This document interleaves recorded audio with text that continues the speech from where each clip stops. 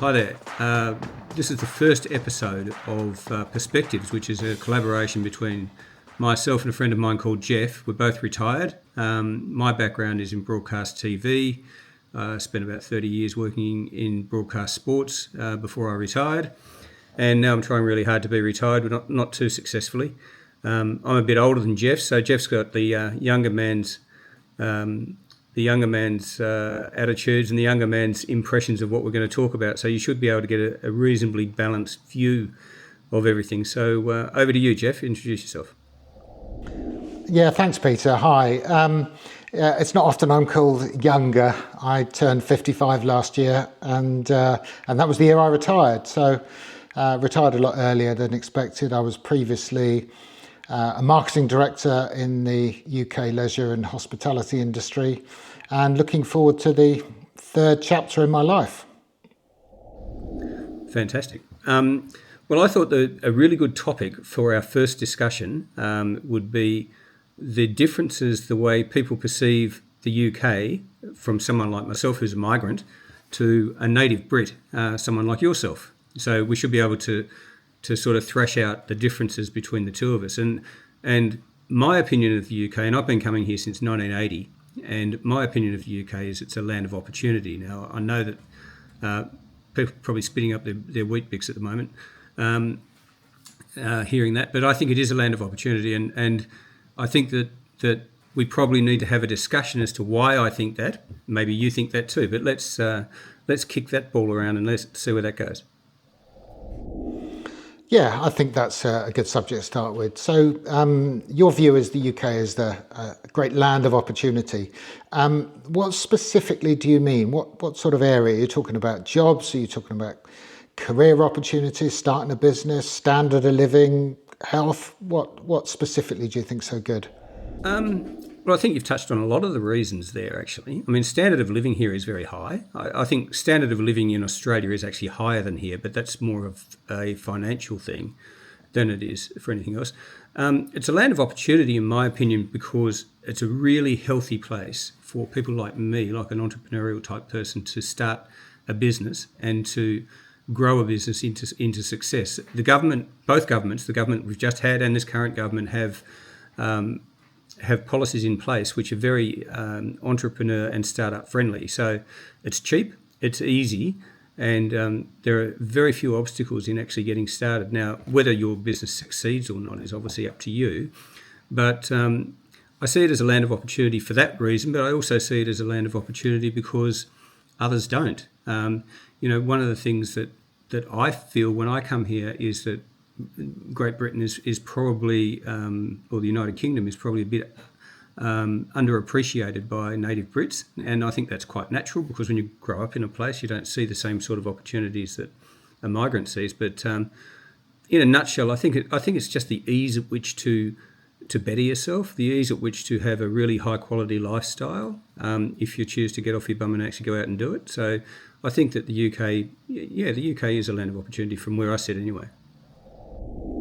Okay, I think it's great to see people that have moved to the UK appreciating it probably more than we do. Just a couple of things that I think as Brits have a real concern about.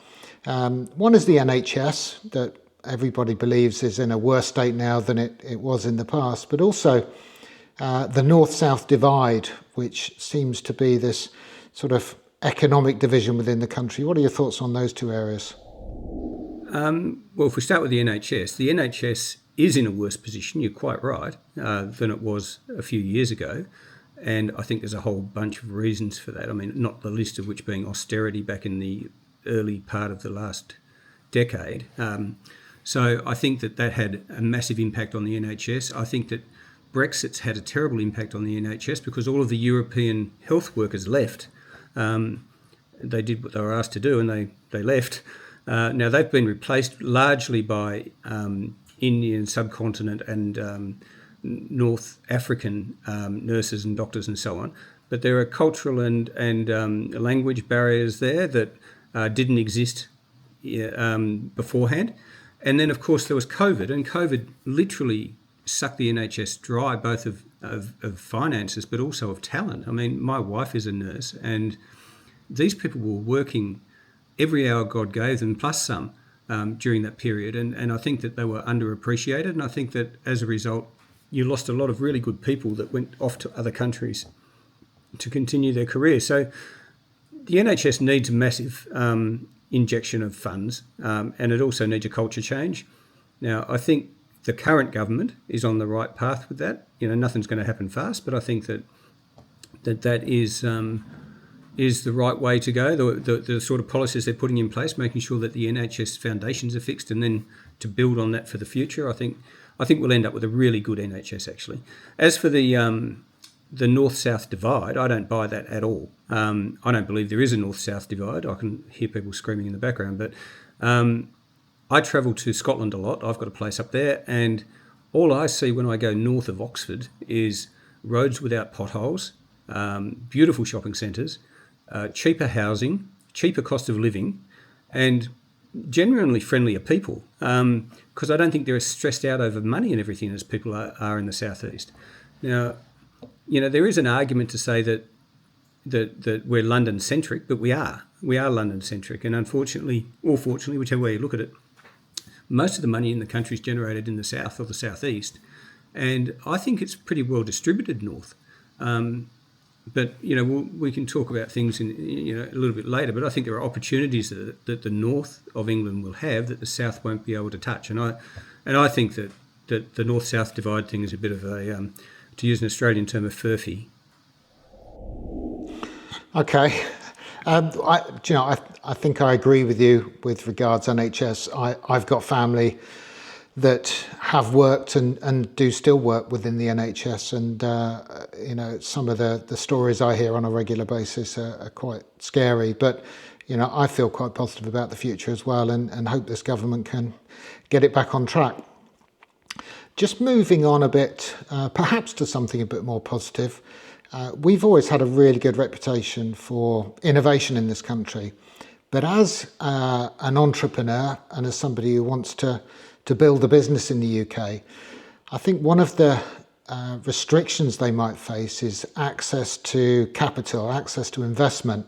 And I'm not so sure that people just starting out will be familiar with the venture capital or angel investor industry and wouldn't know where to start. It seems as though it might be a bit class-based, where your connections and your network and maybe your alumni from uni are more important than your actual ability and how good your business plan is. Yep, I think we're totally on the same page with that. I've never had any understanding of how finance works here. I don't get it at all. Where I come from, and I ran a very successful business in Australia, but I could go and knock on the door of some of the biggest businessmen in the country, and they would at least give me a hearing and look at what I had to offer or what I was proposing. And then they would be very honest, which I find a bit of a problem here. But they would either say, yeah, I like it, or why would I want to put my money into that piece of rubbish? But at least one way or the other, you'd walk out the door and you'd know whether you actually had any interest from the angel investor or whoever it was that you're dealing with. How you actually get in touch with people in this country of that ilk is beyond my comprehension. I can't help you with that because I don't know. I've never had any success in raising capital here. I have tried, but I've always eventually just funded everything myself and then built on the growth that came along with running successful enterprises. So it's always been self-funded in my case, but I know there's plenty of people out there, but I think you touched on the class system, and I think that the old school tie mentality here is really strong. The schools you go to, the universities you go to, the social circles in which you mix make it so much easier for the rich to get richer, if you like, or for the wealthy to maintain that position, and for the young, hungry entrepreneurs to sort of be left behind in the wake of that. Having said all of that, as I said at the start, the business environment here is great for starting businesses. And you can get around that, as I did, by pouring every penny you make back into the growth of your business until it gets to a point where you can actually take some of that money out for yourself. But it's a slower process. This whole organic growth thing is a really slow process. If you've got a great idea, A really good example of this, actually, just if I can just throw an example at you, is Trivago. Now, Trivago is just a website. Now, all Trivago does is it's just a comparison site with hotels and the cost of hotels around. But what Trivago did, whoever owns that, they attracted venture capital. So they went on a massive television marketing campaign. So their business grew from nothing to really large very quickly. So therefore, they kickstarted it, if you like. They kickstarted the business with somebody else's money. Now they've got a going concern. I'm sure those investors will get their return on investment, but somebody else could come up with exactly the same concept, not have access to that kind of capital, and fail. So yeah, I don't know what the answer is, Geoff. It's a good one though. Yeah, I mean, you've had more experience of economies in other countries. How do you think the UK ranks compared to our neighbours, both our local neighbours like Germany, but also maybe the USA, where opportunities seem as though they're better over there, but is that really the case in your experience? I don't think it is the case. I think that's a perception issue. There is no doubt at all that America and Australia in particular, I don't know about Germany, but America and Australia in particular, the average person on the street is optimistic, openly optimistic. And the average person on the street in the UK, I think, is pessimistic. And optimism breeds success, and pessimism breeds, it doesn't breed failure, but it breeds the status quo, if you like nothing changes. So I think that the opportunities are easily as good as the rest of Europe here, and easily as good as the US and Australia. But you need a wholesale attitude change. You need people to look at the upsides of doing something rather than all of the potential negatives. Because if you think of all the negatives of, say, starting a business, for instance, you'll never start a business. Because there's always a chance that you'll go broke. There's always a chance that you might lose your house. There's always a chance that your marriage might fail over a failed business enterprise. But at the end of the day, if you believe it in your gut and you've got that drive within you, my attitude is go for it, and the UK is a good place to do that, and you will succeed. I think that sounds really positive. I'll come back to you on the issue of optimism or pessimism, but whilst we're on the economy and we're talking about the difference between the UK and other countries, we can't move on from the conversation until we bring up the B word, Brexit. Thoughts on Brexit and whether it's given us more opportunity to trade perhaps further afield, or has it been a negative impact, particularly on our entrepreneurial economy? Yeah, I'm very biased because I obviously did not vote for Brexit. I think Brexit is probably the most harmful thing that a country could have done to itself in my living memory. Not just the fact that it was propagated on lies the way I see it, but it just doesn't make any sense to cut off trade with somebody who's 22 miles away to try and trade with people that are 12,000 miles away. I mean, the carbon footprint alone just doesn't make any sense. The cost of transport and so on doesn't make any sense. Nothing makes any sense. I mean, trading with people that are near to you has always been the bedrock of good business. And I think that, that the current government's trying to mend some of those fences, but my opinion is that unless we actually rejoin some kind of, and they'll never rejoin the EU, I appreciate that, but they need to have some solid business arrangements in place, whether they're part of the customs union again, which I know the Labor Party has said they're not going to do, but it makes sense. I think that further down the track, we've wiped 5% of our economy off the page just by that one vote. Now, you think, 5% is not much, but 5% of an economy of this magnitude is billions and billions, probably trillions of pounds. And it's insane. So yes, there are opportunities in other parts of the world that may open up. America basically snubbed their nose at us.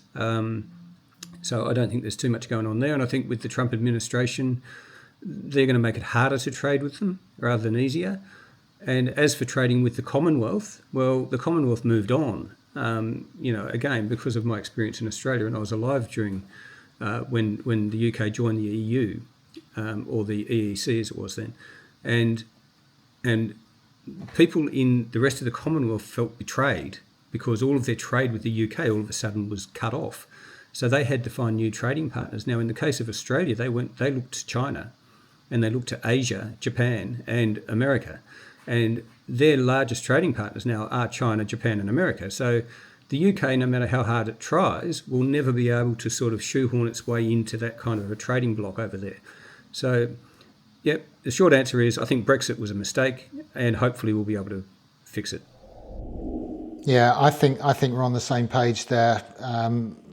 It would have always been difficult to have a trade agreement with America because they're only happy when it favours them more than the country they're trading with. And now I think we're going to see them become much more isolationist, certainly for the next 4 years.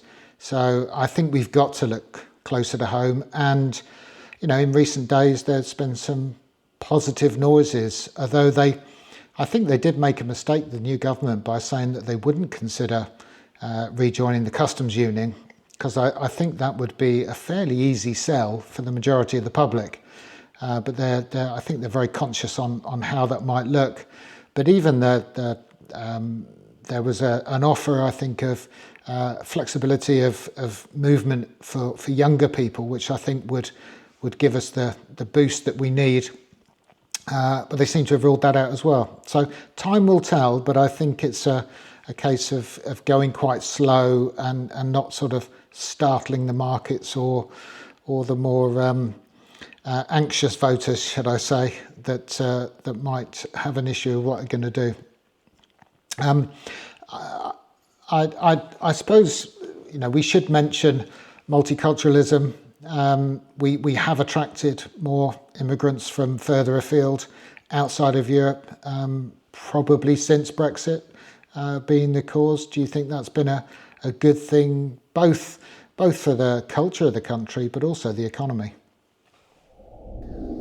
I think, being a migrant myself, I think multiculturalism is a good thing for any country, and I think migrants enrich countries. However, that's got to be tempered with some common sense. Now, if you look at what Angela Merkel did in Germany, where she imported 3 million Syrians, that changed the balance of migration in Germany and is causing problems to this day.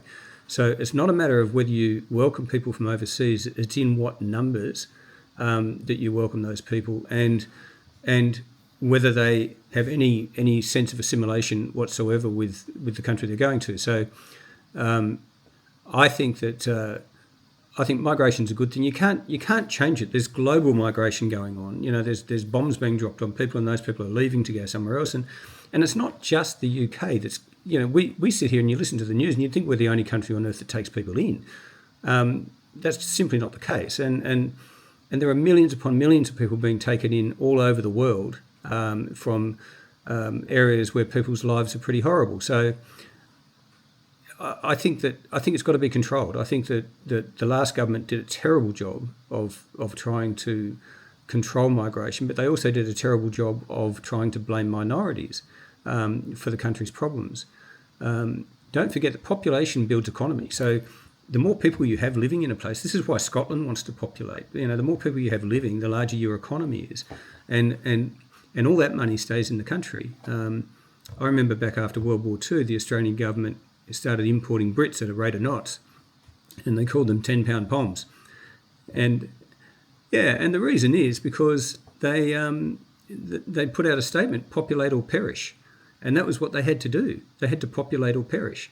And I would say Australia could still probably double its population and they'd be better off. So the UK, I think, the UK is fantastic. I mean, it's a multicultural melting pot, and I've loved it ever since I came here for that reason. But again, it's got to be measured.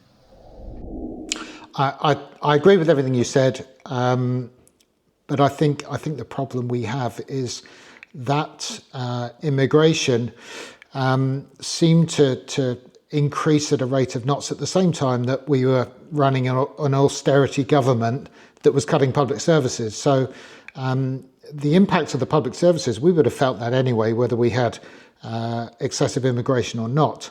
But it's a good scapegoat to blame immigration on the lack of investment in public services. So I think we could probably do a separate full hour discussion on that subject alone, as we could the NHS and a couple of other areas we touched on. But I think we need to move on. But before we leave Europe, one of the consequences of Brexit was that we were no longer in receipt of funds from the European Regional Development Fund. And I guess it was loosely replaced with levelling up by the previous government. Do you think that's had much of an impact, and has it filled the gap that was made by the removal of the European Regional Development Fund? Again, I sound like a broken record, but no, I don't. I think the term levelling up was a bad term anyway, because it implies that one party is so much worse off than the other party, and that's not necessarily the case.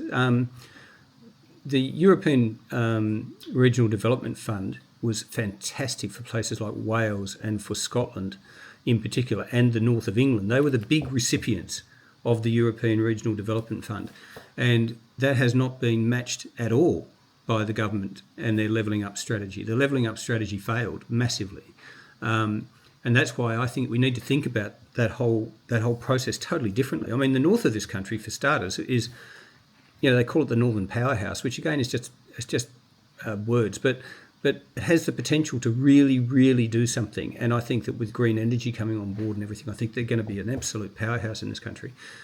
As for Wales, again, they've got so many natural resources, and Scotland falls into that category as well.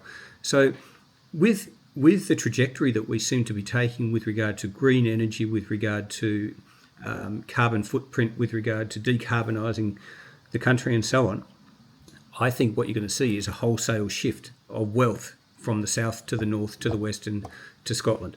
And I think that'll happen regardless. I don't think that needs a levelling up fund. I think that's going to be market forces at work that make that happen. Yeah, no, I tend to agree with you. I think the market does tend to sort itself out over the long run, and people will go to where it's easier to do business. One of the things that we've always been proud of in the UK is our universities. Now, tuition fees were introduced quite a long time ago. I think people have got used to that, but I think I've got twins that are looking at attending university next year, and I know they're worried about leaving in after 3 years of education with debts of £50,000-60,000 a year. And that genuinely does worry them, because I don't think they perhaps understand the implications and the context of student loans and when and how they pay it back and so on. And the other thing, which is another result from Brexit, is that European students can no longer attend our universities for the same rate as UK students, and they make up quite a large part, or they always did make up quite a large part of the university student population in this country, and now they're being charged 2-3 times as much to attend the same university. So that's got to have an impact on enrolment, and the more people worry about leaving with such high debts, given the cost of living, will also affect students. Do you think universities are going to survive, and if so, how do they go about it, and where do they get the students from? I mean, first up, I'd say to your kids, I've got 3 kids in university, and they're all under the student loan scheme. The first thing I'd say is don't worry about it to your kids, mainly because the student loan scheme, to me, has been the greatest leveller that has ever happened in education, because it enables that people from the lowest socio-economic environments that want to go to university. And that wasn't the case in the past, when it was just a paid-for service. So I think the student loan thing is a bit of a storm in a teacup, mainly because when these kids leave university, they may have £40,000-50,000 in debt to the student loan company. However, there's 2 things to bear in mind. One is that debt is not counted against your credit rating. So a student loan debt it doesn't follow you around like a bad smell on your credit rating. And secondly, you only pay it back once you start earning substantial sums of money. So, for instance, you have to earn over £25,000 a year before you pay a penny of that student loan back. Now, some people will never pay it back because they'll never earn over £25,000 a year. Even then, though, it's like £300 a year you start paying back. So it's peanuts. And then as you gradually use that great university degree to get better and better jobs, and you get more and more money, the share that you pay back on your student loan increases. But that's then just factored into your daily and your yearly cost of living. So I think the student loan thing is, it's a political football, but that's all it is. I think it's actually an enabler, not a disabler of education. With regard to the universities and their enrolments and lack of EU students and so on, there's a couple of things to bear in mind, and that is that the UK has the best educational institutions on the planet, bar none, in my opinion. Now, those universities and higher education facilities are always going to attract people from overseas, because to have a degree from a UK-based university carries so much more weight than having a degree from almost anywhere else in the world. So it's a very it's a very enticing thing to come to the UK and do that, even at a higher cost. Now, there has been a significant drop off of EU students coming here since the price went up. And I think that's a real shame, because don't forget, we had the reciprocal arrangement where our kids could have gone to Germany for free, and now they can't. So that was a lose-lose for both of us. Now, the universities, and I know this because I've got 3 at university, the university placements are being filled predominantly by India. There's a huge amount of Indians coming into the UK to be educated, wealthy Indians, and there's hundreds of millionaires or thousands of millionaires in India. So there's a lot of money over there, and these people, the money doesn't seem to matter. And also from other parts of the globe, from the Middle East and so on. There's a big influx of students coming from there as well. So I don't think over time the overall student numbers will drop, and I don't think the universities are going to go broke as a result of that. But I think the demographic of the student body will change. Whether that's good, bad, or not, neither of those things will yet to be seen, I suppose. Okay. I think it was really interesting what you said, because I think it will provide reassurance, certainly to my kids, that university debt doesn't follow you around in terms of your credit rating. I'm assuming, though, it will be taken into account by mortgage lenders when it comes to overall affordability and getting a mortgage. Not to my knowledge. Because it's not on your credit rating, it's not something that the mortgage lenders actually look at, because the mortgage lenders look at Equifax and those sorts of things to see what your credit rating is. And they base it on because the student loan regime now has been in for a long time, and if I look back at Australia, where it's been there for 30 years or 40 years, it's just not a factor at all when it comes to things like getting mortgages and so on. Mortgages are a separate issue, and anyone who's lending money for mortgages knows full well that if someone's got a university degree, they've got a university debt that goes with that. But if they're getting enough money to pay off a mortgage, they're also earning enough money to cover their student debt arrangements. These student debts, don't forget, they go for decades. Yeah. Well, my wife's going through university at the moment, and she's in her 50s, so she's not expecting to pay off her student debt. No. The one thing I do, if I can just jump in, the one thing that I do think is really bad here is that they charge 6% on student loans. Where I come from in Australia, student loans are interest-free. They're funded by the government, not by a loan company. At the very least, they should be index-linked and only go up with inflation. 6%, I think, is quite a harsh, arbitrary figure. But like you said, you're not obligated to pay it off. It doesn't sit as a debt when you die, I would assume. No, it doesn't. To the best of my knowledge. It gets written off then. Yeah, there we go. Okay. Well, it gets written off. I believe it gets written off after 30 years, regardless of whether you're dead or not. Of course. Yeah. Good. I suppose it's connected to our universities because we've always produced such high quality individuals that, whether that's business or technical innovation, we have a reputation for technical innovation in this country, and now we're moving towards a greener economy. Given everything that we've spoken about in the last 20 minutes or so, do you think we're still well placed to take advantage of that new emerging green economy? Yeah, I think we're better placed than most countries, actually. One of the things the UK has really in its favour is a very concentrated population base on a very small island with lots and lots of wind and lots of wave power. Not so much sunshine, but there and a hugely innovative scientific sector. If you look at, on this subject, I was actually reading the other day that this was invented in the UK. Someone's invented a diamond battery which lasts for like 100 years or something. It's crazy. And well, that came out of the UK. And if you look at all of the major innovations since the Industrial Revolution, most of them have had a foothold in the UK somewhere. Whether it be invented here, whether it be developed here, whether it be further developed here or whatever. And then the Chinese and so on take it over and mass produce whatever that technology is. But that's not where the UK needs to be. The UK doesn't need to be a manufacturing country. It needs to be an innovation country.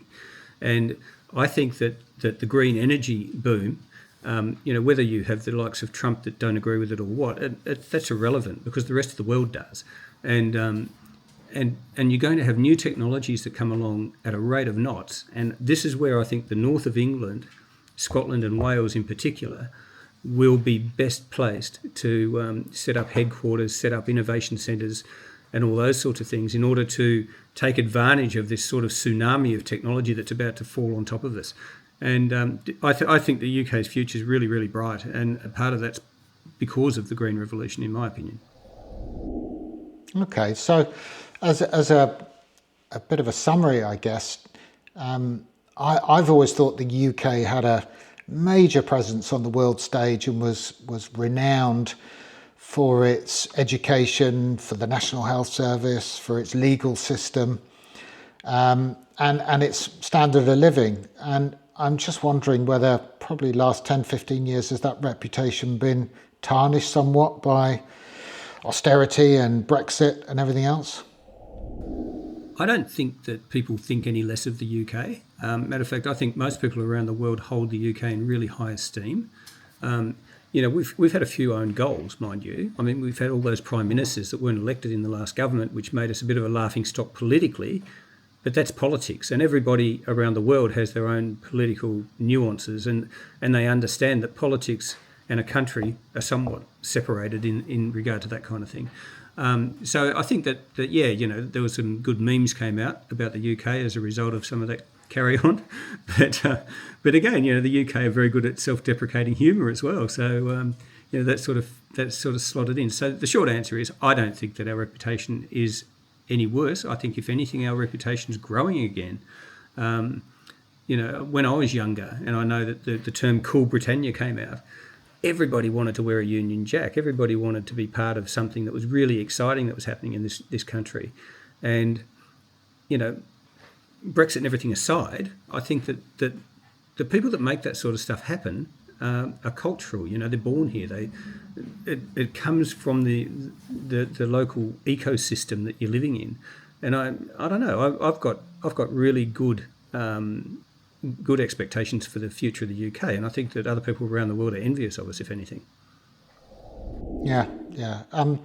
I remember Earl's Court in the 90s, so that seemed to be where you all congregated, or at least that was the starting point, and then you made your way around the rest of the country. Just to wrap it off now, I said I was going to get back to you when you mentioned optimism and pessimism, and I think it's interesting that as the immigrant, you're speaking more positively about the UK, and perhaps I'm casting doubt over the country that I was born in and grew up in, and I made a career in, and I wonder if you think Brits are more pessimistic because we have this nostalgic view of our past, and we're much more likely to remember, cheaper housing and no crime and freshly tarmac roads with no cars on it and all the good things that we remember, but we forget the national strikes and the 4-day weeks and the consistently high interest rates on our mortgage. Do you think that's a cultural thing with us? I think it's more evident here. I mean, that does exist in other countries too. The whole rose-coloured glasses thing, where you're looking at the past and remembering. There's two reasons, in my opinion, that this happens, and it happens to everybody. Is when people remember the past, they remember when they were young, and when you're young, everything's great, right? It's only when you get old and you start to analyse life that you start to become a bit cynical and so on. So when people are remembering the past, they're remembering their young self. So that's a really easy thing to be happy about. The other analogy I would give you is a photograph as opposed to a video recording. You know, if you look at a photograph, I would challenge almost anybody for that not to elicit good feelings and remembering good times that were associated with that photograph. And the reason for that is because what you're doing is you're getting a snapshot of one image of an event that took place in the past. If you look at a video recording of the same event and you've got kids screaming in the background, people arguing, people dropping bottles in the back corner, whatever's going on, you know, car crashes happening or whatever it is, it doesn't matter. But that's the reality. And the reality is never actually as good as your memory, unfortunately. And that's why photographs, even digital photography, still survives today. You know, I mean, why are we starting to see with the advent of artificial intelligence and artificial intelligence imaging, all of the images that are coming out of these programs are all nostalgic cobblestone streets with lovely trees and moonlight coming through and all that stuff. It's because people crave the past, but they're craving a past that never actually existed, in my opinion. And I think we're all guilty of that. So I think what we've got to do is, instead of living in the past, you've got to look to the future and you've got to say, well, okay, what sort of a world am I going to make for my children and what are they going to inherit? Because don't forget, they're going to look back at this period and think that this was great. You know, we're sitting here thinking it's crap. You know, they're going to look back and go, wow, remember the past, it was so good, you know. So, yeah, it's a generational thing. Yeah. Well, thank you for that, Peter. And I think that kind of summarised the sort of positive feeling that you've been giving about this country right throughout the conversation. I think it's really useful for us to remind ourselves that it ain't all that bad, despite what you might hear in some media and particularly on social media these days. So yeah, I think really good perspective.